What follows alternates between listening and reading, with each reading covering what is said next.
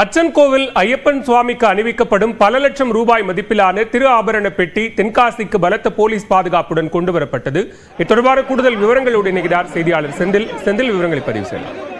பாலவேல், அதாவது தென்காசி மாவட்டத்தில் மையப்பகுதியில் அமைந்துள்ளது பிரசித்தி பெற்றதும் பழமை வாய்ந்த திருத்தலமான காசி விஸ்வநாதர் ஆலயம். இந்த ஆலயத்திற்கு அதாவது கேரள மாநிலத்தில் உள்ள அச்சன்கோவில் ஐயப்ப சுவாமிக்கு அணிவிக்கப்படும் பல லட்சம் ரூபாய் மதிப்பிலான திரு ஆபரண பெட்டி, அதாவது அந்த பெட்டிக்குள் தங்க வாள், தங்க கிரீடம், மாயவாள் எனக்கூடிய வாள் மற்றும் சுவாமிக்கு அணிவிக்கக்கூடிய மணி மாலைகள் அடங்கிய பல லட்சம் ரூபாய் மதிப்பிலான திரு ஆபரண பெட்டி புனலூர் கருவறையிலிருந்து எடுத்து வரப்பட்டு அங்குள்ள புனலூரிலிருந்து பிரசித்தி பெற்ற திருத்தலமான கிருஷ்ணன் கோவிலில் பக்தர்களுக்கு காட்சிப்படுத்தப்பட்ட பின்னர் அங்கிருந்து அதாவது புனலூரிலிருந்து புளியரை, தமிழக கேரள எல்லைப்பகுதியான புளியரை செங்கோட்டை வழியாக பிரசித்தி பெற்ற காசி விஸ்வநாதர் ஆலயத்திற்கு தற்போது கொண்டு வரப்பட்டுள்ளது.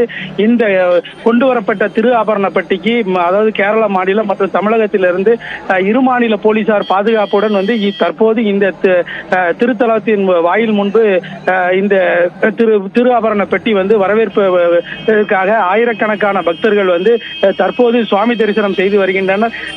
மேலும் இந்த ஐயப்பனே தென்காசிக்கு வருவதாக பாவித்து நினைத்து பக்தர்கள் தற்போது நீண்ட வரிசையில் நின்று இந்த திரு ஆபரண பெட்டியை தரிசனம் செய்து வருகின்றனர். பாலவேல், விவரங்களுக்கு நன்றி செந்தில்.